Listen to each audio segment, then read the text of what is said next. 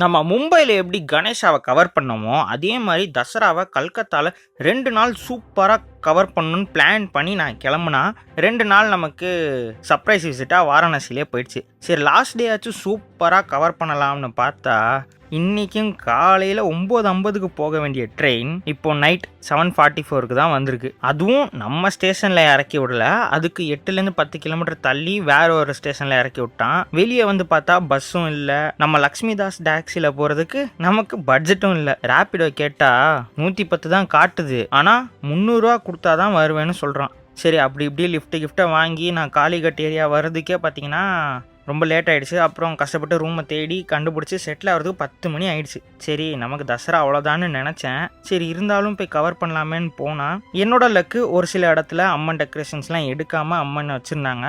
ஒரு சில அம்மன்களையாச்சும் நான் கவர் பண்ணேனேன்னு சந்தோஷமாக ஃபோட்டோஸ் எடுத்தேன்.